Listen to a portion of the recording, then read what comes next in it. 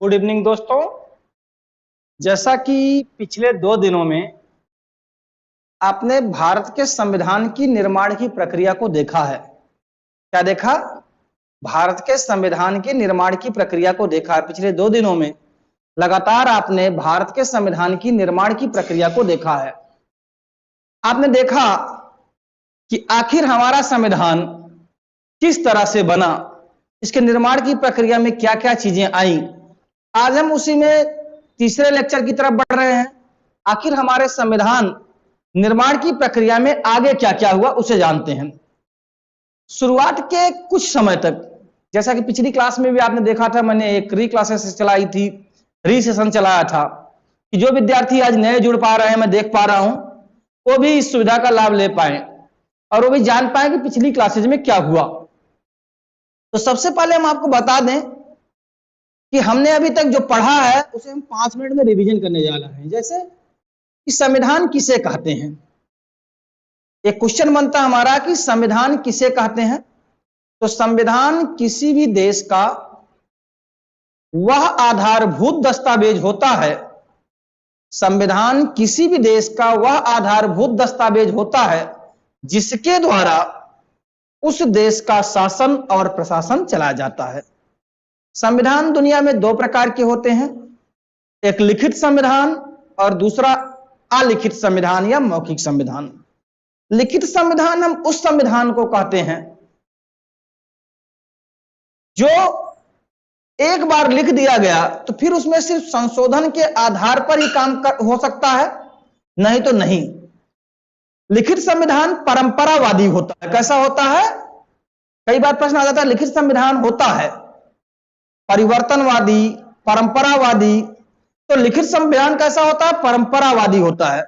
लेकिन अलिखित संविधान परिवर्तनशील होता है, वह देश, काल और परिस्थितियों पर निर्भर करता है।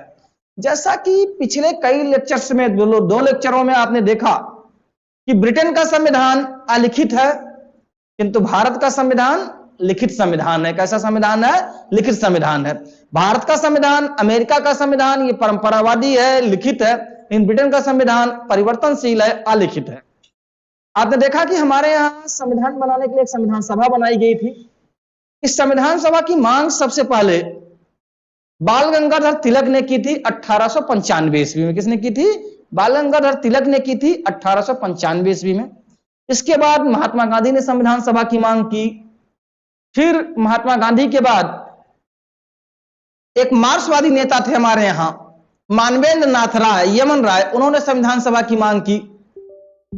इसके बाद बहुसंख्यक भारतीयों का प्रतिनिधित्व करने वाली भारतीय राष्ट्रीय कांग्रेस ने, क्या बहुसंख्यक भारतीयों का प्रतिनिधित्व करने वाली उस समय भारतीय राष्ट्रीय कांग्रेस ने भी 1935 ईस्वी में संविधान सभा की मांग की। फिर 1938 ईस्वी में कांग्रेस के प्रतिनिधि पंडित जवाहरलाल नेहरू ने, 38 में कांग्रेस के अध्यक्ष थे सुभाष चंद्र बोस, उस समय कांग्रेस के प्रतिनिधि पंडित जवाहरलाल नेहरू ने सर्वप्रथम वयस्क मतदान के आधार पर निर्वाचित संविधान सभा की मांग की। अभी तक की जितनी भी मांग हुई है संविधान सभा की, ये भारतीयों के द्वारा हुई या भारतीय पार्टियों के द्वारा की गई। लेकिन आगे चलकर के 1940 ईस्वी में अगस्त प्रस्ताव में पहली बार ब्रिटिश सरकार ने संविधान सभा के बारे में चर्चा की, किंतु संविधान सभा शब्द का प्रयोग उस अगस्त प्रस्ताव में कहीं भी किया नहीं गया था। जैसा कि आप जानते हैं 1942 ईस्वी में क्रिप्स मिशन आया और क्रिप्स मिशन ने पहली बार लिखित रूप से संविधान सभा शब्द की चर्चा की और कहा कि एक संविधान सभा बननी चाहिए और वह संविधान सभा विधानमंडल के निम्न सदन के सदस्यों के द्वारा बनाई जानी चाहिए। तो इस तरह से क्रिप्स मिशन के कहने के बाद आगे चल करके 1945 का जब द्वितीय विश्व युद्ध समाप्त होता है, 1939 से लेकर 45, उसके बाद ब्रिटेन में सत्ता परिवर्तन हो जाता है। ब्रिटेन में कंजर्वेटिव पार्टी की सरकार के स्थान पे लेबर पार्टी की नई सरकार आ जाती है और नए प्रधानमंत्री बनते हैं जो है क्लीमेंट एटली। लेबर पार्टी का जो रवैया होता है, दृष्टिकोण होता है, वह भारतीयों के प्रति काफी उदार होता है और क्लीमेंट एटली भारतीयों की समस्याओं को समझने के लिए, जानने के लिए अपनी मंत्रिमंडल के 3 सदस्यों की एक कमेटी बनाते हैं जिसे कैबिनेट मिशन कहा जाता है। इस कमेटी का गठन 19 फरवरी 1946 को होता है, जबकि यह कमेटी भारत पहुंचती है 24 मार्च 1946 को। इसमें 3 सदस्य होते हैं, पैथिक लॉरेंस जी, स्टैफोर्ड क्रिप्स जी और एबी अलेक्जेंडर जी। पैथिक लॉरेंस इस समिति के अध्यक्ष होते हैं, जबकि अन्य दोनों सदस्य होते हैं। यह कमेटी भारत पहुंचकर भारत के सभी बड़े नेताओं से वार्ता करती है, जो उस समय की पार्टियां होती हैं। इसके बाद कहती है, एक सुझाव देती है कि आप संविधान सभा बनाइए और फिर उस संविधान सभा के द्वारा संविधान का निर्माण किया जाए, और अगर आपका संविधान निर्माण होता है तो फिर हम आपको स्वतंत्र कर देंगे। इसी कैबिनेट मिशन की सुझाव के बाद हमारे यहाँ जुलाई अगस्त 1946 ईस्वी में संविधान सभा का चुनाव कराया जाता है। संविधान सभा का चुनाव जो होता है वह आनुपातिक प्रतिनिधित्व की एकल संक्रमणी मत पद्धति के द्वारा किया जाता है। संविधान सभा का चुनाव अप्रत्यक्ष रूप से होता है। कैसे होता है? अप्रत्यक्ष रूप से, क्योंकि इसको सदस्य जो चुने जाते हैं वो प्रांतीय विधानसभाओं के सदस्यों के द्वारा चुने जाते हैं, इसलिए कैसे होता है? अप्रत्यक्ष रूप से होता है। जैसे आज हमारे यहां राष्ट्रपति का चुनाव होता है। आगे चल करके हमारी यह संविधान सभा 6 दिसंबर 1946 को गठित हो जाती है। 9 दिसंबर 1946 को संविधान सभा की पहली बैठक होती है, जिसमें डॉक्टर सच्चिदानंद सिन्हा को संविधान सभा का अस्थायी अध्यक्ष बनाया जाता है, प्रोटेम स्पीकर बनाया जाता है। और तब से यह परंपरा हमारे यहां लगातार चली आ रही है। आज भी हम लोकसभा के नए चुनाव के बाद एक प्रोटेम स्पीकर बनाते हैं जो सबसे वरिष्ठ होता है। कई बार ये परंपरा टूटी भी है, वो अपवाद है। और स्पीकर लोकसभा के नए सदस्यों को शपथ दिलाता है और नए लोकसभा अध्यक्ष की नियुक्ति कराता है। 11 दिसंबर 1946 को संविधान सभा की दूसरी बैठक होती है। यहां पर संविधान सभा के सदस्य मिलकर के डॉक्टर राजेंद्र प्रसाद को अपना पहला अध्यक्ष निर्वाचित करते हैं और 11 दिसंबर 1946 से लेकर के 24 जनवरी 1950 तक डॉक्टर राजेंद्र प्रसाद संविधान सभा के अध्यक्ष बने रह जाते हैं। कब तक? 11 दिसंबर 46 से लेकर 24 जनवरी 50 तक।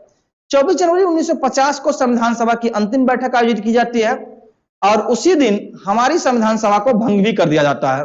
उस दिन हमारे संविधान सभा के सदस्य मिलकर के डॉक्टर प्रसाद को संविधान सभा के अध्यक्ष की हैसियत से भारत का पहला राष्ट्रपति मनोनीत करते हैं और 26 जनवरी 1950 से डॉक्टर राजेंद्र प्रसाद संविधान सभा के अध्यक्ष की हैसियत से भारत के राष्ट्रपति के रूप में कार्य करना शुरू कर देते हैं, क्योंकि अभी तक हमारे यहां निर्वाचित संसद अस्तित्व में नहीं आई है। हमारी निर्वाचित संसद अस्तित्व में आएगी मई 1952 ईस्वी में। हमने आपको बताया था कि संविधान सभा में हमारे अस्थायी अध्यक्ष थे सच्चिदानंद सिन्हा, अस्थायी अध्यक्ष थे डॉक्टर राजेंद्र प्रसाद, संविधान सभा के 2 उपाध्यक्ष थे एचके मुखर्जी, कृष्णामाचारी। हमने आपको बताया था संविधान सभा के सलाहकार थे बीएन राव जी, जो संविधान सभा के सदस्य नहीं थे, फिर भी वो संविधान सभा की बैठकों में हिस्सा लेते थे, बोल सकते थे, लेकिन मतदान नहीं कर सकते थे। साथ ही साथ हमने आपको बताया था कि संविधान सभा का एक प्रारूप तैयार किया गया था। हमारी संविधान सभा का जो पहला प्रारूप किया गया था उसे बीएन राव का पूरा नाम है बेनेगल नरसिंह राव। 2013 पीसीएस में पूछा जा चुका है। संविधान सभा का जो पहला प्रारूप था उसे बीएन राव ने ही तैयार किया था। किसने तैयार किया था? बीएन राव ने ही तैयार किया था। जबकि संविधान सभा का जो अंतिम प्रारूप था उसे प्रारूप समिति ने तैयार किया था। किसने तैयार किया था? प्रारूप समिति ने। तो ये प्रारूप समिति क्या है? कल हमने आपको बताया था कि प्रारूप समिति का गठन 29 अगस्त 1947 ईस्वी को किया गया था। डॉक्टर भीमराव अंबेडकर को प्रारूप समिति का अध्यक्ष बनाया गया था। किसे? डॉक्टर भीमराव अंबेडकर को प्रारूप समिति का अध्यक्ष बनाया गया था। अंबेडकर के सिवा इस प्रारूप समिति में 6 अन्य सदस्य भी थे। अंबेडकर को लेकर कुल 7 सदस्य, अंबेडकर के सिवा प्रारूप समिति में कुल 6 सदस्य और भी थे। कौन कौन थे? जो आयंगर थे, कृष्णस्वामी अय्यर थे, के.एम. मुंशी थे, मोहम्मद सादुल्ला थे, बीएल मित्र थे और डीपी खेतान थे। कुछ दिनों के बाद बीएल मित्र स्वास्थ्य कार्डों से इस्तीफा दे देते हैं और इनकी जगह एन माधव राव को संविधान सभा की प्रारूप समिति में सदस्य नियुक्त किया जाता है। और 1938 ईस्वी में डीपी खेतान की मृत्यु हो जाती है और उनकी मृत्यु के बाद जो है टीटी कृष्णामाचारी को संविधान सभा की प्रारूप समिति में सदस्य बनाया जाता है। इस तरह प्रारूप समिति में कुल 9 लोगों ने काम किया, लेकिन एक साथ 7 लोगों ने, कितने सदस्य थे? कुल 7 सदस्य। ध्यान देंगे, हमने आपको बताया था कि उस समय के भारत में, तत्कालीन भारत, जिस समय संविधान सभा का चुनाव हुआ, उस समय भारत के 2 बड़े नेताओं, भारत इसलिए कह रहे हैं क्योंकि तब पाकिस्तान नहीं बना था, भारत के 2 बड़े नेताओं, और वो 2 बड़े नेता कौन थे? मोहम्मद अली जिन्ना और महात्मा गांधी। इन दोनों ने ही संविधान सभा का चुनाव नहीं लड़ा था। और संविधान सभा में चुने जाने के बाद 2 बड़े नेता थे जिन्होंने इस्तीफा दे दिया था। कौन कौन? जयप्रकाश नारायण और तेज बहादुर सप्रू, इन्होंने इस्तीफा दे दिया। संविधान सभा का जब चुनाव हो जाता है, चुनाव तक तो मुस्लिम लीग संविधान सभा में हिस्सा लेती है जब तक चुनाव होता है, लेकिन चुनाव के बाद कांग्रेस को मिलती हैं कुल 208 सीटें। कितनी सीटें कांग्रेस को प्राप्त होती हैं? 208 सीटें। और मुस्लिम लीग को मिलती है 73 सीटें, 73 सीटें, जबकि 15 सीटें अन्य छोटे दलों और स्वतंत्र उम्मीदवारों को प्राप्त होती हैं। अब संविधान सभा के चुनाव के बाद संविधान सभा की बैठक के पहले मुस्लिम लीग संविधान सभा का बहिष्कार कर देती है। ध्यान देंगे, हमने कल आपको एक चीज और बताई थी कि संविधान सभा में हमारे यहां सीटें आरक्षित की गई। जैसे आज हमारे यहां लोकसभा और विधानसभा में सीटों का आरक्षण होता है, हमारे यहां लोकसभा और विधानसभा में एससी और एसटी के लिए सीटें आरक्षित है संविधान के द्वारा। जबकि जब हमारे यहाँ पंचायत चुनाव, नगर निकाय चुनाव होते हैं, इसमें एससी, एसटी, ओबीसी और महिलाओं, इन चारों के लिए सीटें आरक्षित है। राज्यसभा और विधान परिषद में किसी के लिए भी कोई सीट आरक्षित नहीं है। हमने आपको बताया था कि हमारी संविधान सभा में सीटें 2 वर्गों के लिए आरक्षित थी। किसके लिए? मुस्लिमों के लिए और सिखों के लिए। मुस्लिम लीग को कुल 78 सीटें दी। मुस्लिमों के लिए सीटों का आरक्षण जो था 78 था, उसमें से 73 सीटें मुस्लिम लीग ने जीती थी, जबकि 5 सीटों पर कांग्रेस के सदस्य विजयी हुए थे। जबकि कुल सीटों में कांग्रेस 208 सीटों पर विजयी हुई थी और मुस्लिम लीग को मिली थी केवल 73 सीटें। मुस्लिम लीग ने संविधान सभा की बैठक में हिस्सा नहीं लिया। 9 दिसंबर 1946 को जब संविधान सभा की पहली बैठक आयोजित की गई, तो उसमें 296 सदस्यों में से केवल 211 सदस्य ही उपस्थित थे। अब आप कहेंगे कि 296 सदस्यों में से केवल 211 सदस्य उपस्थित थे, जबकि कुल सदस्य तो 389 थे। मैं आपको बताना चाहता हूं कि देशी रियासतों ने भी शुरू में अपने सदस्यों को मनोनीत नहीं किया था। मैंने आपको कहा था कि देशी रियासतों को अपने बीच में से 93 सदस्यों को मनोनीत करना था, लेकिन देशी रियासतों ने शुरू में अपने सदस्यों को मनोनीत नहीं किया था। इसलिए 296 सदस्यों में से कुल 211 सदस्यों ने ही संविधान सभा की पहली बैठक में हिस्सा लिया था। संविधान सभा की इस पहली बैठक में जिन 211 सदस्यों ने हिस्सा लिया था, कई बार प्रश्न आता है कि संविधान सभा की प्रथम बैठक में कितनी महिला सदस्य थी। प्रश्न क्या बनता है? संविधान सभा, आज की क्लास हम चालू करते हैं, शुरुआत करते हैं आज की क्लास का, कि आज का हमारा टॉपिक जो शुरू हो रहा है संविधान में, संविधान के निर्माण में महिलाओं की भूमिका। क्या टॉपिक है आज का? भारत के संविधान निर्माण में महिलाओं की भूमिका। जैसा कि आपको पता है कि दुनिया के बहुत सारे अग्रणी देश हैं, लेकिन आज भी वहां पर महिलाओं को बहुत अधिक प्रतिनिधित्व नहीं मिला है। जब भी हम दुनिया के अग्रणी देशों की चर्चा करते हैं तो हम कहते हैं संयुक्त राज्य अमेरिका। आपको पता होगा भारत में 2 महिला राष्ट्रपति हो चुकी हैं, प्रतिभा देवी सिंह पाटिल शेखावत और द्रौपदी मुर्मू जी। संयुक्त राज्य अमेरिका में एक भी महिला राष्ट्रपति अभी तक नहीं हो सकी है। तो जिस समय हमारी संविधान सभा बनी, उस समय संविधान सभा में महिलाओं की कुल संख्या थी 15। कितनी थी? संविधान सभा में महिलाओं की कुल संख्या थी 15, लेकिन संविधान सभा की पहली बैठक में केवल 10 महिलाएं उपस्थित थी। लेकिन भारत की संविधान सभा में महिलाओं की भूमिका से पहले हम थोड़ा सा आपको बात कि हमसे कई सौ साल पहले, लगभग हमसे 170-60 साल पहले संयुक्त राज्य अमेरिका का संविधान बना था। किसका संविधान बना था? संयुक्त राज्य अमेरिका का संविधान बना था। किंतु संयुक्त राज्य अमेरिका के संविधान में, किंतु संयुक्त राज्य अमेरिका के संविधान निर्माण में संविधान सभा जो बनी थी उसमें एक भी महिला सदस्य नहीं थी।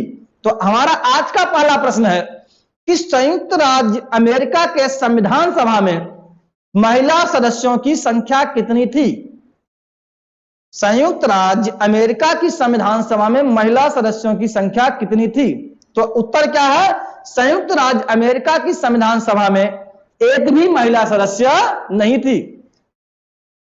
हमसे आजाद होकर के एक देश पाकिस्तान बना था।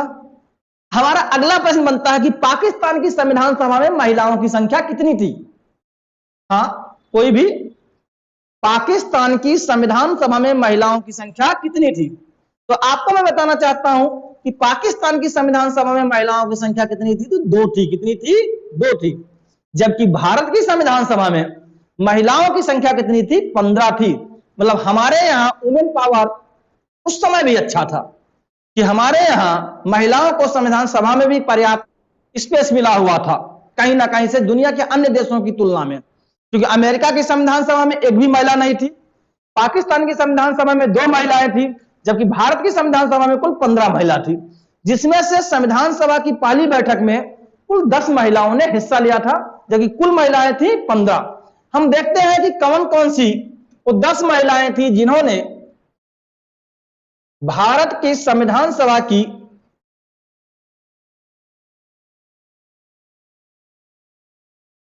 प्रथम बैठक में हिस्सा लिया था। चलिए हम देखते हैं कि भारत की संविधान सभा की प्रथम बैठक में हिस्सा लेने वाली 10 महिलाएं कौन सी थी? देखिए आपकी स्क्रीन पर संविधान सभा की प्रथम बैठक 9 दिसंबर 1946 को संविधान सभा में हिस्सा लेने वाली महिलाओं की लिस्ट दी गई है। पहला ही नाम यहां दिखाई दे रहा है सुचेता कृपलानी जी का। किसका नाम दिखाई दे रहा है? पहला ही, तो पहला ही नाम हमारा दिखाई दे रहा है सुचेता कृपलानी जी का। किसका नाम दिखाई दे रहा है? तो सुचेता कृपलानी जी का दिखाई दे रहा है। अब हमारा प्रश्न बनता है कि सुचेता कृपलानी संविधान सभा में किस प्रांत से चुनी गई थी? जैसा कि आपको पता है कि संविधान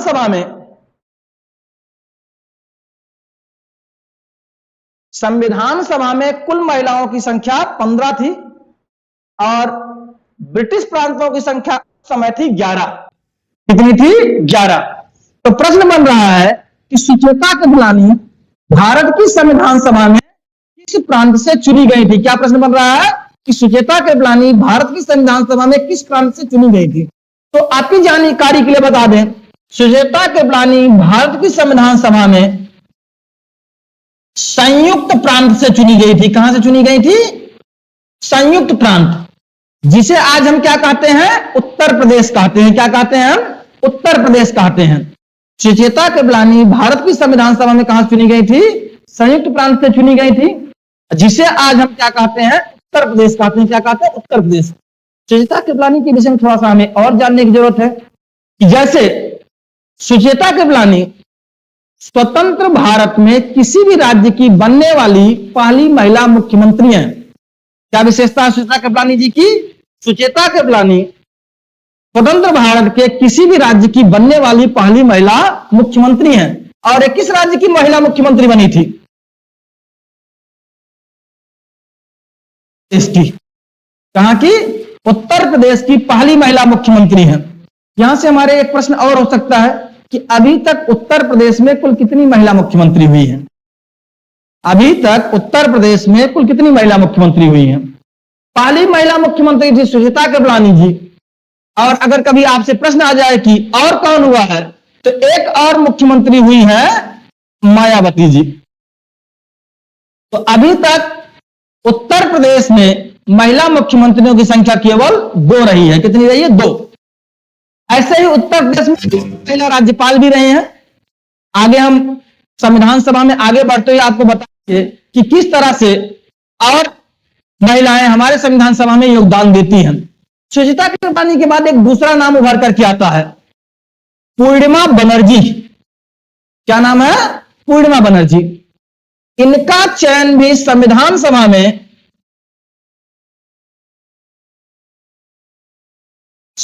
संयुक्त प्रांत से ही हुआ था। कहां से चुनी गई थी?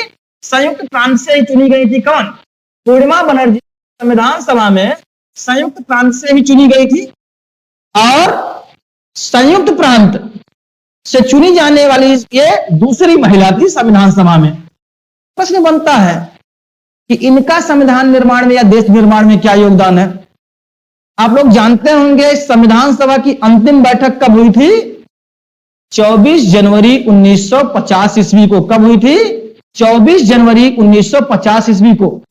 और 24 जनवरी 1950 को जिस दिन संविधान सभा की अंतिम बैठक हुई थी, उसी दिन हमारी संविधान सभा के सदस्यों ने संविधान सभा में जनगण मन को भारत का राष्ट्रगान और वंदे मातरम को भारत का राष्ट्रगीत घोषित किया था।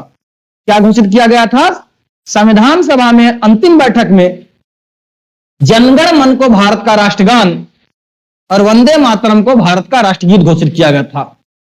अब आपको पता होगा जनगण मन हमारे देश का राष्ट्रगान है। इसे किसने लिखा? रविन्द्रनाथ टैगोर ने लिखा। यह जनगण मन पहली बार दिल्ली दरबार में गाया गया था। कहां पर?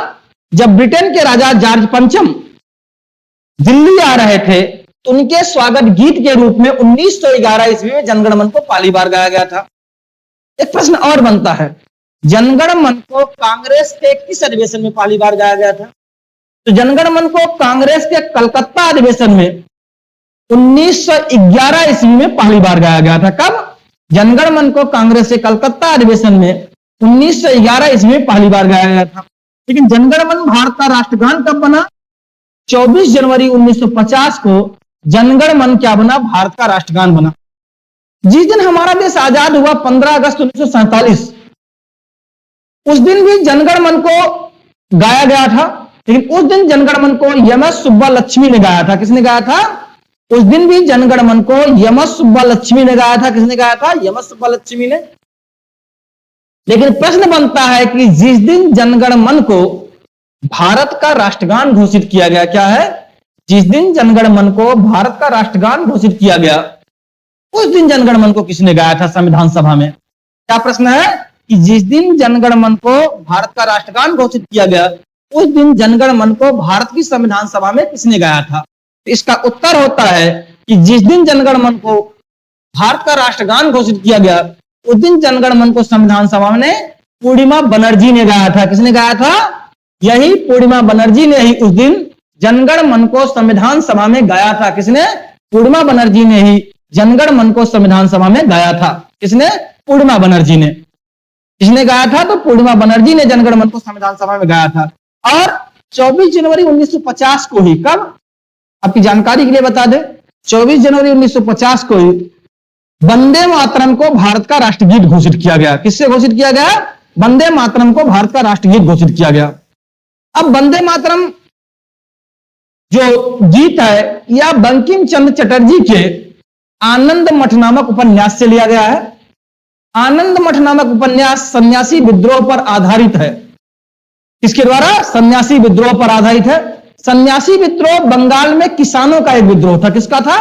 किसानों के द्वारा किया जाने वाला एक विद्रोह था। प्रश्न कि वंदे मातरम को पहली बार कांग्रेस के किस अधिवेशन में गाया गया? क्या प्रश्न बनता है कि वंदे मातरम को पहली बार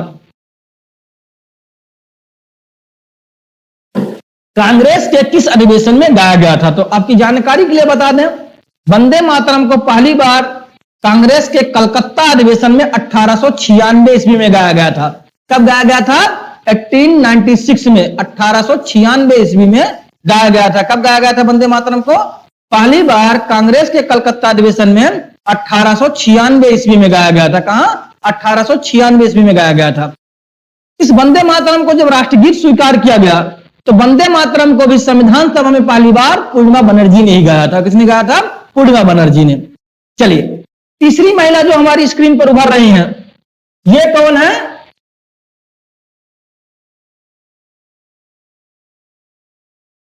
कमला चौधरी। क्या नाम है? कमला चौधरी।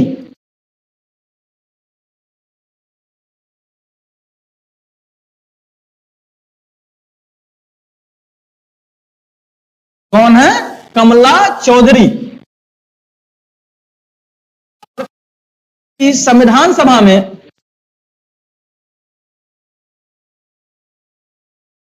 कमला चौधरी भी संविधान सभा में कहां से चुनी गई थी? तो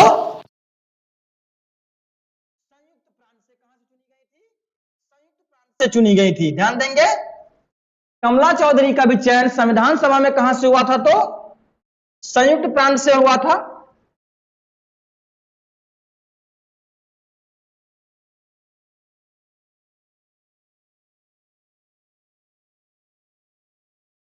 कमला चौधरी संविधान सभा में चुनी गई थी आपकी संयुक्त प्रांत से। कहां से चुनी गई थी? संयुक्त प्रांत से।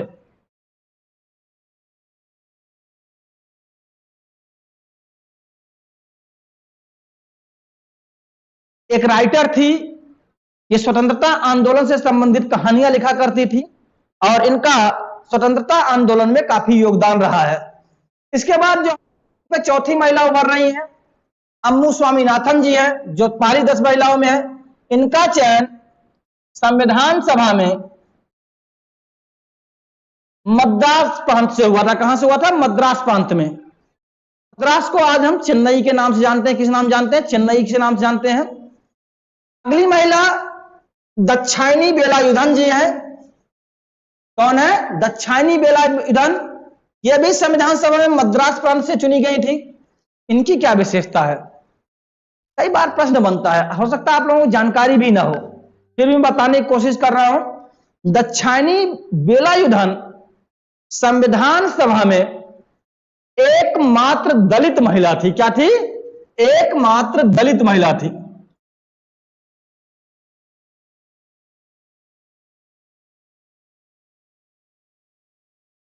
प्रश्न बन सकता है कि संविधान सभा में शामिल होने वाली एकमात्र दलित महिला कौन थी? तो दाक्षायणी वेलायुधन संविधान सभा की एकमात्र दलित महिला थी। क्या थी? एकमात्र दलित महिला थी। इनकी एक और विशेषता है जिससे शायद आप और भी अनजान होंगे। बताए कोई? चलिए मैं बता रहा हूं। दाक्षायणी वेलायुधन अपने समुदाय की पहली विज्ञान स्नातक महिला है। क्या है? विज्ञान वर्ग में स्नातक करने वाली पहली महिला है और संविधान निर्माण में भी इनका काफी योगदान रहा है। अगला नाम जो हमारे स्क्रीन पर आ रहा है दुर्गाबाई देशमुख जी का है और यह भी संविधान सभा में कहां से चुनी गई थी? तो मद्रास प्रांत से चुनी गई। कहां से चुनी गई थी? मद्रास प्रांत से चुनी गई थी। एक और नाम हमारी स्क्रीन पे आ रहा है हंसा मेहता। यह संविधान सभा में मुंबई प्रांत से चुनी गई थी। कहां से? बॉम्बे प्रेसिडेंसी से चुनी गई थी। बॉम्बे प्रेसिडेंसी से चुनी गई थी। ध्यान देंगे। मालती चौधरी ओडिशा से चुनी गई थी। कहां से?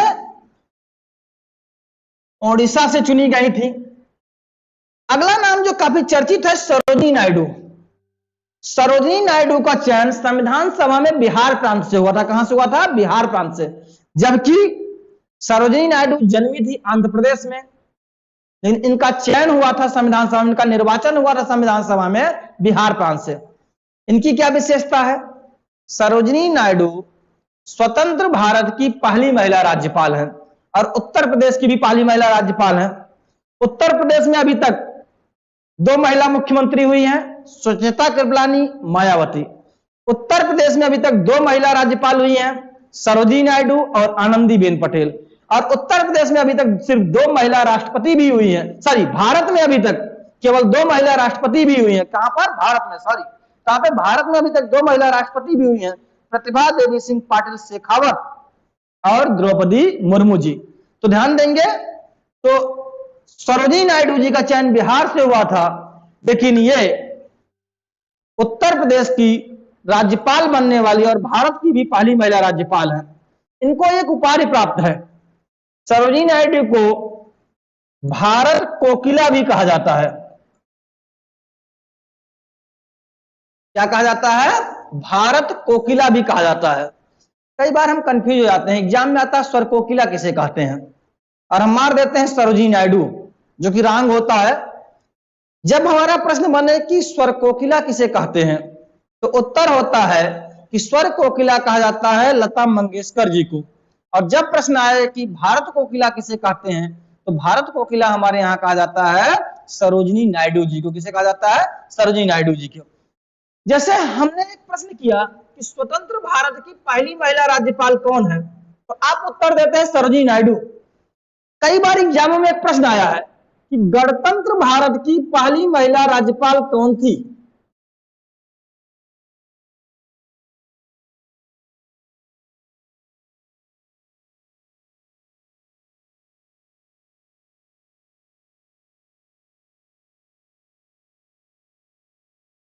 क्या प्रश्न है? गणतंत्र भारत की पहली महिला राज्यपाल कौन थी? हाँ, दिखाई दे रहा है कि गणतंत्र भारत की पहली महिला राज्यपाल कौन थी? भारत स्वतंत्र तो हुआ था 15 अगस्त 1947 को, किंतु भारत गणतंत्र बना 26 जनवरी 1950 को। प्रश्न है कि गणतंत्र भारत की पहली महिला राज्यपाल कौन थी? तो क्या उत्तर है?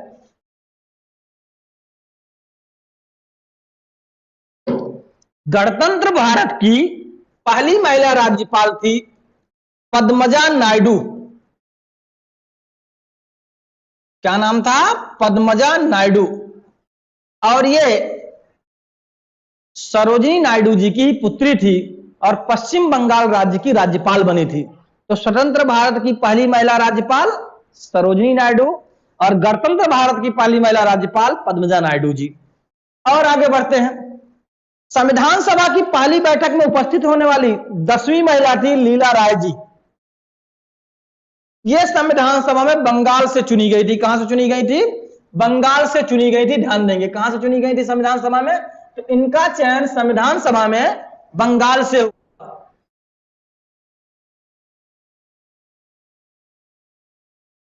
चलिए, अब हम देखते हैं कि हमारी संविधान सभा में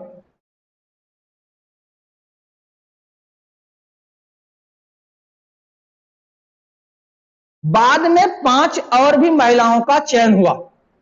बाद में मतलब 9 दिसंबर 1946 के बाद। कई बार हमें लगता है कि आखिर जब 15 महिलाएं थी, 10 ही क्यों उपस्थित हुई? तो आज आपकी जानकारी के लिए मैं बताना चाहता हूं कि वास्तव में शुरुआत में 9 दिसंबर 46 तक संविधान सभा में केवल 10 ही महिलाएं थी। शेष महिलाएं संविधान सभा में उसके बाद आई। इनकी जो सदस्यता थी, इनका जो शपथ था, वो बाद में हुआ। और संविधान सभा में चुनी जाने वाली 11वीं महिला थी विजय लक्ष्मी पंडित जी। क्या नाम था इनका? विजय लक्ष्मी पंडित जी। और ये विजय लक्ष्मी पंडित जी जो थी,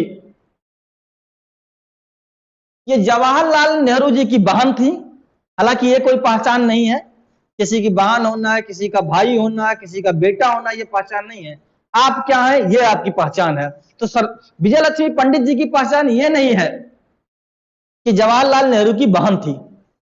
इनकी पहचान ये है कि संयुक्त राष्ट्र महासभा की पहली महिला अध्यक्ष थी। क्या है इनकी पहचान? ये है कि संयुक्त राष्ट्र महासभा की प्रथम महिला अध्यक्ष बनी।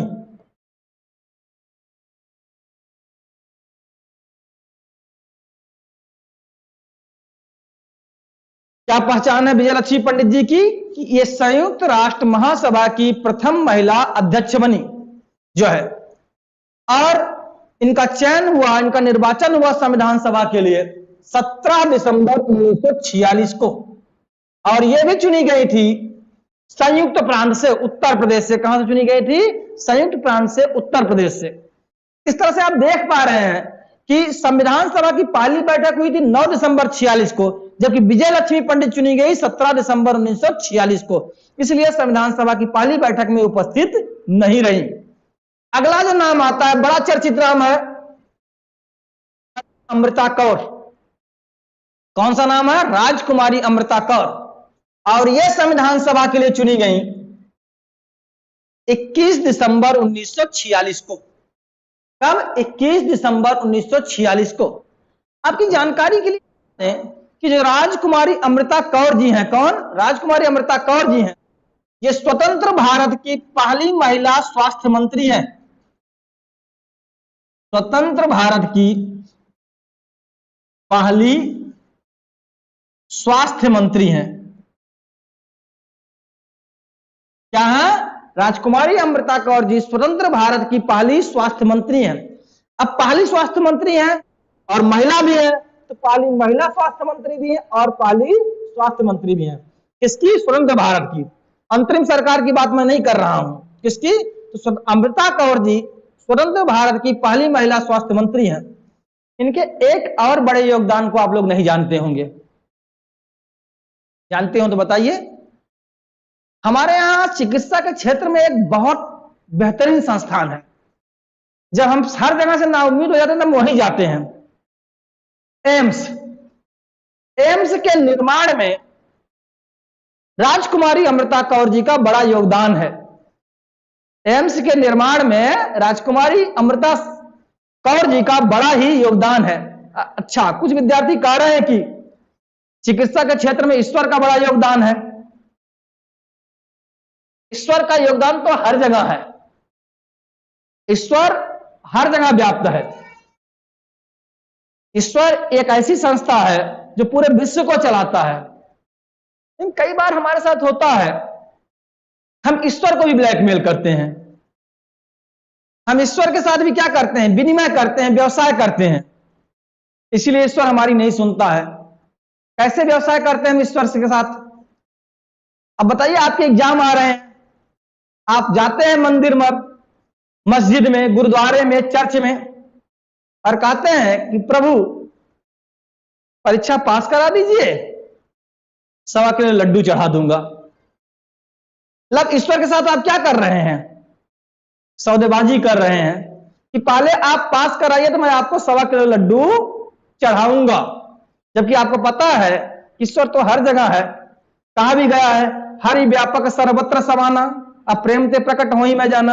अगर वह ईश्वर है तो हर जगह व्याप्त है और वो आपके मन की भावना को जान रहा है। फिर भी हम मानव हैं और हम उसके साथ भी क्या कर लेते हैं? सौदेबाजी कर लेते हैं। कहते हैं कि हमारा काम कराइए, मैं आपका ये काम करूंगा। आप हमें परीक्षा पास कराइए, मैं आपको 1.25 कुंतल, 1.25 किलो, 1.25 पाव लड्डू चढ़ाऊंगा। आपके दर्शन को आऊंगा। मतलब दर्शन तब करने आऊंगा जब आप मेरा काम करेंगे, तब नहीं। जैसे हम इंसानों के साथ व्यवसाय करते वो नहीं करना है। तो ध्यान देंगे, इनका योगदान, राजकुमारी अमृता कौर जी का योगदान कहां के लिए है? तो एम्स के निर्माण में। कहां पर? एम्स के निर्माण में राजकुमारी अमृता कौर जी का बड़ा योगदान है। और ये स्वतंत्र भारत की पहली महिला स्वास्थ्य मंत्री थी। क्या थी? स्वतंत्र भारत की पहली महिला स्वास्थ्य मंत्री थी। एक और नाम हमारी स्क्रीन पे आ रहा है, रेणक राय जी। ये संविधान सभा में चुनी गई 14 जुलाई 1947 को। कब चुनी गई? 14 जुलाई 1947 को जो है। ये पश्चिम बंगाल महिला विंग की संस्थापक थी। पश्चिम बंगाल में महिला विंग की संस्थापक थी जो है। इन्होंने भी स्वतंत्रता आंदोलन में काफी बढ़ चढ़ करके हिस्सा लिया था जो है। और इनका अन्य कार्यों में भी काफी योगदान रहा, सामाजिक कार्यों में काफी योगदान रहा है। एक और नाम हमारे ऊपर आ रहा है स्क्रीन के, बेगम एजाइज रसूल। क्या नाम है? बेगम एजाइज रसूल। इनका चयन भी संविधान सभा में किया गया 14 जुलाई 1947 को। कब? 14 जुलाई 1947 को। और यह भी संविधान सभा में उत्तर प्रदेश आज का जो है अर्थात संयुक्त प्रांत से चुनी गई थी। कहां से? संयुक्त प्रांत से चुनी गई थी। और सबसे बड़ी बात क्या है? यह संविधान सभा में चुनी जाने वाली एकमात्र महिला सदस्य थी। क्या? यह संविधान सभा में चुनी जाने वाली एकमात्र महिला सदस्य थी। कौन? बेगम एजाइज रसूल। संविधान सभा की चुनी जाने वाली एकमात्र महिला सदस्य थी जो है। और इनका चयन किया गया था संयुक्त प्रांत अर्थात उत्तर प्रदेश से। अगला नाम जो हमारी स्क्रीन पे आ रहा है, अत्रि मस्कारने। क्या है? अन्नी मस्कारने नहीं, अत्रि मस्कारने या एनी मस्कारने। क्या है? एनी मस्कारने। इनका चयन ट्रावनकोर एंड कोचीन से हुआ था। कहां से हुआ था? इनका चयन ट्रावनकोर एंड कोचीन से हुआ था। और ये संविधान सभा में यहां से चुनी जाने वाली एकमात्र महिला सदस्य थी। और आगे चल करके केरल राज्य से बनने वाली पहली महिला सांसद भी हुई। भारत की पहली महिला निर्वाचित सांसद कहां से? केरल राज्य की। केरल राज्य की 1952 के आम चुनाव में लोकसभा से चुनी जाने वाली पहली महिला थी। कहां से? केरल राज्य से। ध्यान देंगे आप लोग। तो इस तरह से हमने संविधान सभा की इन 15 महिलाओं के विषय में जाना। किसके विषय में? संविधान सभा में इन 15 महिलाओं के विषय में जाना, जिनका भारत के संविधान में के निर्माण में काफी योगदान रहा है। क्या है? जिनका भारत के संविधान के निर्माण में काफी योगदान रहा है। कौन कौन सी महिलाएं थी, क्या क्या थी, 5 मिनट में हम उसे जानते हैं। हमने देखा कि संविधान सभा की पहली बैठक में केवल 10 महिलाएं उपस्थित थी। नाम थोड़ी देर पहले आपने स्क्रीन पे देखे। संविधान सभा में बाद में 5 और महिलाएं चुनी गई और उनको मिलाकर के कुल महिलाओं की संख्या हो गई 15। क्या हो गई?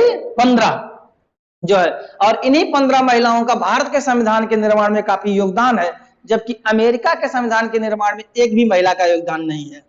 और पाकिस्तान के संविधान निर्माण में केवल 2 महिलाओं का योगदान है। लेकिन इसके विपरीत भारत के संविधान निर्माण में, भारत के संविधान निर्माण में कुल 15 महिलाओं का योगदान है। कितनी महिलाओं का? 15 महिलाओं का योगदान है।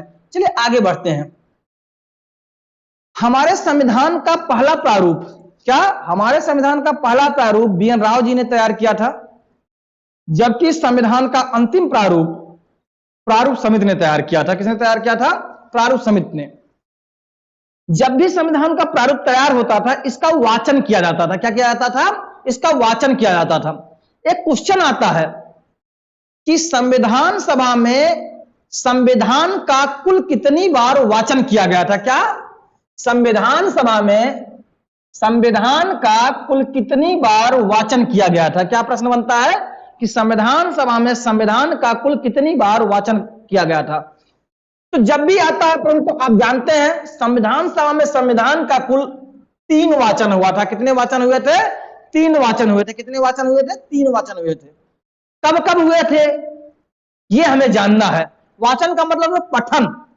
क्या होता है? पठन। मतलब संविधान को संविधान बनने से पहले 3 बार संविधान सभा के सदस्य हमने पढ़ा गया था। प्रथम वाचन हुआ था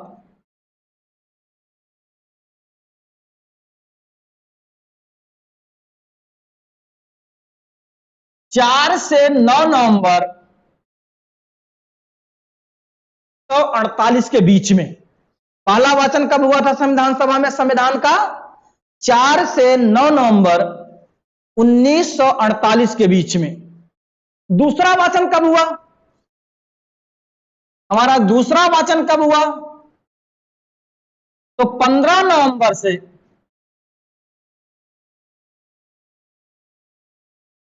17 अक्टूबर 1949 के बीच। मतलब 15 नवंबर 1948 से 17 अक्टूबर 1949 के बीच संविधान सभा में संविधान का 3 वाचन हुआ था। पहला वाचन हुआ आपका 4 से 9 नवंबर 1948 के बीच। दूसरा वाचन जो सबसे लंबे समय तक चला था, जिसमें तमाम संस्तुतियां आई थी, 2349 से अधिक संस्तुतियों को एक्सेप्ट किया गया था यहां पर। तो दूसरा वाचन ये जो हुआ था हमारा 15 नवंबर 1948 से लेकर के 17 अक्टूबर 1949 के बीच में हुआ था। और तीसरा और अंतिम वाचन हुआ था, कौन सा? तीसरा और अंतिम वाचन जिसे हम कहते हैं, यह हुआ था 14 नवंबर 1949 से 26 नवंबर 1949 के बीच। कब हुआ था? 14 नवंबर 1949 से 26 नवंबर 1949 के बीच। तो संविधान सभा में संविधान निर्माण से पहले संविधान का 3 बार पाठन किया गया था। पहला वाचन हुआ था 4 नवंबर से लेकर 9 नवंबर के बीच 1948 ईस्वी में। दूसरा वाचन हुआ था 15 नवंबर 1948 से 17 अक्टूबर 1949 के बीच, और यही सबसे अधिक समय तक चलने वाला वाचन था। तीसरा वाचन था 14 नवंबर 1949 से लेकर के 26 नवंबर 1949 तक। और आप जानते ही हैं कि 26 नवंबर 1949 को भारत का संविधान पूरी तरह से बनकर के तैयार हो गया। भारत का संविधान कब बनकर के तैयार हो गया? तो 26 नवंबर 1949 को ही भारत का संविधान पूरी तरह से बनकर के तैयार हो गया। और इसी दिन का मतलब है 26 नवंबर को ही भारत के संविधान के कुल 15 अनुच्छेद लागू भी कर दिए गए थे। कितने अनुच्छेद? 26 नवंबर 1949 को ही भारत के संविधान के कुल 15 अनुच्छेदों को लागू भी कर दिया गया, जबकि शेष संविधान 26 जनवरी 1950 ईस्वी को लागू किया गया। शेष संविधान कब लागू किया गया? 26 जनवरी 1950 ईस्वी को लागू किया गया। भारत का जो संविधान है जब 26 नवंबर 1949 को बन गया, फिर 26 जनवरी 50 को क्यों लागू किया गया? एक प्रश्न तो आपके दिमाग में आना चाहिए कि घर मैंने आज बनवा लिया, रहना 4 महीने बाद शुरू कर रहे हैं, खीर मैंने आज बना ली, खा रहे हैं 2 महीने बाद। तो जब हमारा संविधान 26 नवंबर 49 को बन गया, फिर इसे 26 जनवरी 50 को ही क्यों लागू किया गया, किसी और दिन नहीं? एक प्रश्न तो बन सकता है ना दिमाग में। जब भी ऐसे प्रश्न आए तो आपको जानना होगा इसके पीछे भी कोई ना कोई कारण है। अक्सर जब भी आप किसी नए काम की शुरुआत करते हैं तो कोई ऐतिहासिक तिथि ढूंढते हैं, कोई सही तिथि ढूंढते हैं, और 26 जनवरी 1950 वही तिथि है। इसके पीछे के इतिहास में हमें जानना पड़ेगा। जब हम अंग्रेजों के गुलाम थे, अंग्रेजों के अधीन थे, हमारे ऊपर ब्रिटिश हुकूमत शासन कर रही थी, उस समय 26 जनवरी 1930 ईस्वी को, कब? 26 जनवरी 1930 ईस्वी को पंडित जवाहरलाल नेहरू के नेतृत्व में, किसके नेतृत्व में? पंडित जवाहरलाल नेहरू के नेतृत्व में लाहौर में, लाहौर अब पाकिस्तान में है, लाहौर में रावी नदी के तट पर, कहां पर? रावी नदी के तट पर। इस रावी नदी को ऋग्वेद में कहते हैं परशुनी नदी। क्या कहते हैं ऋग्वेद में रावी नदी को? परशुनी नदी। तो 26 जनवरी 1930 ईस्वी को लाहौर में रावी नदी के तट पर, कहां पर? रावी नदी के तट पर पंडित जवाहरलाल नेहरू ने भारत का स्वतंत्रता था। क्या मनाया था? हम आजाद नहीं हुए थे, फिर भी क्या मनाया था? भारत का स्वतंत्रता दिवस। भारत का झंडा फहराया गया था। क्या किया गया था? भारत का झंडा फहराया गया था, जबकि आजाद हम नहीं थे। इसी तिथि को यादगार बनाने के लिए, इसी तिथि के महत्व को सिद्ध करने के लिए हमारा संविधान बन तो गया 26 नवंबर 1949 को, किंतु हमने लागू किया, हमारे संविधान वेत्ताओं ने इसे लागू किया 26 जनवरी 1950 ईस्वी को। कब लागू किया? 26 जनवरी 1950 ईस्वी को। थोड़ा सा हम और आगे बढ़ते, थोड़ा सा और जानते हैं जो है आखिर ये हमारा संविधान 26 जनवरी 1950 को जो लागू हुआ, 26 नवंबर 1949 को जो बना, इसके बनने में क्या क्या कार्य और किए गए, किन किन कार्यों को और किया गया, कितना समय लगा, कितना धन खर्च हुआ, और क्या क्या बाधाएं आई, और किस तरह से हमारे संविधान वेत्ताओं ने धैर्य देते हुए उन बाधाओं को दूर किया। जैसा कि मैंने आपको पहले ही बताया है कि हमारे प्रारूप समिति के सदस्यों ने लगभग 60 देशों के संविधान का अध्ययन किया था। कितने? 60 देशों के संविधान का अध्ययन किया, और फिर जाकर के जिस देश के संविधान से जो अच्छी बात लगी उसे हमारे संविधान में शामिल किया। भारत के इस संविधान में काफी लंबा अरसा गुजरा। इस संविधान को बनने में कुल 2 वर्ष 11 माह और 18 दिन का समय लगा। कितना लगा? भारत के संविधान के निर्माण में कुल 2 वर्ष 11 माह और 18 दिन का समय लगा। इसके अतिरिक्त संविधान निर्माण पे काफी धन भी खर्च हुआ, क्योंकि जब भी संविधान की बैठकें हुआ करती थी तो कुछ ना कुछ खर्च तो आता ही था।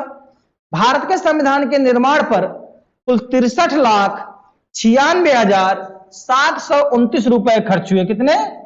63,96,729 रुपए खर्च हुए थे। कितने? 63,96,729 रुपए खर्च किए हुए थे। संविधान निर्माण के दौरान संविधान सभा की कुल 166 बैठकें हुई थी। कितनी? 166 बैठकें आयोजित की गई, और 12 अधिवेशन या सत्र आयोजित किए गए। कितने? 12 अधिवेशन या सत्र आयोजित किए गए थे। तो इस तरह से हमने देखा कि संविधान निर्माण की इस प्रक्रिया में कि हमारे यहां कुल समय लगा 2 वर्ष 11 माह और 18 दिन। कुल धन खर्च हुआ 63,96,729 रुपए। कुल बैठकें हुई 166। आपकी तमाम किताबों में 165 बैठकें दी गई हैं, ध्यान देंगे। थोड़ी सी अशुद्ध है, क्योंकि पिछले साल कुछ हरियाणा स्टेट्स की एक परीक्षा में पूछा गया था और वहां पर 66 बैठकों को सही माना और सिद्ध भी हुआ है। तो ध्यान दें कुल बैठकें कितनी हुई 166, लेकिन सत्र कितने आयोजित हुए 12। संविधान, लेकिन कई बार प्रश्न बनता है कि भारत के संविधान निर्माण तक संविधान सभा के कुल कितने सत्र या अधिवेशन आयोजित किए गए थे। क्या है, भारत के संविधान के निर्माण तक संविधान सभा के कुल कितने सत्र या अधिवेशन आयोजित किए गए थे। तो जानकारी के लिए बता दें, संविधान के निर्माण तक हमारे केवल 11 सत्र या अधिवेशन आयोजित किए गए थे, जबकि 12वां सत्र या अधिवेशन संविधान निर्माण के बाद 24 जनवरी 1950 को आयोजित किया गया था, जिस दिन संविधान सभा के सदस्यों ने भारत के संविधान पर हस्ताक्षर किया। भारत के इस संविधान पर, जो भारत का मूल संविधान है, कुल 284 सदस्यों का हस्ताक्षर है। कितने सदस्यों का? 284 सदस्यों का हस्ताक्षर है। और इस संविधान को अपने हाथों से लिखा है, हस्तलिखित। भारत का प्रश्न बनता है कि भारत का हस्तलिखित संविधान किसने लिखा, और इस संविधान को अपने हाथों से लिखा प्रेम बिहारी रायजादा ने। किसने लिखा? प्रेम बिहारी रायजादा ने। भारत का संविधान हस्तलिखित संविधान है, जिसे टाइप नहीं किया गया है, और इसे अपने हाथों से लिखा है प्रेम बिहारी रायजादा ने। अब आपके दिमाग में एक प्रश्न कौन होना चाहिए, भाई प्रेम बिहारी रायजादा ने संविधान लिखा जिसमें 22 भाग, 8 अनुसूचियां, क्योंकि मूल संविधान में तो 8 ही अनुसूचियां थी। प्रेम बिहारी रायजादा ने जब लिखा था उसमें कितनी अनुसूचियां थी? 8, 395 अनुच्छेद और 1 प्रस्तावना थी। उस संविधान को लिखने में काफी लंबा समय लगा होगा हाथों से, तो इसके बदले में उन्होंने कोई मोटी रकम भी ली होगी, पारिश्रमिक भी लिया होगा? नहीं, ऐसा नहीं है। प्रेम बिहारी रायजादा ने संविधान को लिखने के लिए एक भी पैसा नहीं लिया था। मतलब 63,96,729 रुपए में से एक भी रुपया संविधान को लिखने में खर्च नहीं किया गया था। संविधान लिखने के लिए प्रेम बिहारी रायजादा को नहीं दिया गया था। तो फिर इन्होंने क्या लिया भाई? प्रेम बिहारी रायजादा ने क्या लिया? इन्होंने संविधान सभा के सदस्यों से कहा कि संविधान के हर पेज पर जो लिखते हैं, जैसे आज अब दृष्टिकोण का नोट्स आप अगर पढ़ रहे हैं, हर पेज पे क्या मिलता है? दृष्टिकोण का नाम और लोगो। इन्होंने भी क्या किया? वही किया। बड़े समझदार व्यक्ति थे। संविधान के हर पृष्ठ पर इनका नाम लिखा गया है और इनके नाम के साथ साथ इनके पिताजी का भी नाम लिखा गया है। तो प्रेम बिहारी रायजादा ने हमारे संविधान को अपने हाथों से लिखा था। हमारा एक प्रश्न हो सकता है, आखिर जो प्रेम बिहारी रायजादा ने मूल संविधान हमारा लिखा था, जिसमें 22 भाग, 8 अनुसूचियां, 395 अनुच्छेद और 1 प्रस्तावना थी। प्रस्तावना को सबसे बाद में शामिल किया गया था, आपकी जानकारी के लिए बता दें, क्योंकि प्रस्तावना है तो संविधान में सबसे पहले, लेकिन शामिल सबसे बाद में किया गया था जो है। तो उस संविधान को, जिसमें 22 भाग, 8 अनुसूचियां, 395 अनुच्छेद और 1 प्रस्तावना थी, उस संविधान को लिखने के लिए इन्होंने कोई पारिश्रमिक नहीं लिया। तो आखिर उस संविधान को, उस हस्त क्या आज भी रखा गया है या वो फट गया, जैसे आपकी किताबें फट जाती हैं? क्योंकि भारत की सबसे बड़ी किताब कौन सी है? कानूनी किताब, जिसके आधार पर देश चलता है, संविधान है हमारा। तो आखिर वह संविधान जो मूल रूप से लिखा गया था वो आज भी है या नहीं है? क्योंकि आप तो 1 साल भी अपनी किताबें नहीं चला पाते हैं। तो क्या हमारा संविधान है कि नहीं है? बिल्कुल है। हमारा मूल संविधान आज भी सुरक्षित है। तो प्रश्न बनता है कहां रखा गया है भाई? हमारा मूल संविधान संसद भवन के अंदर एक भवन है, एनेक्सी भवन। क्या है? एनेक्सी भवन।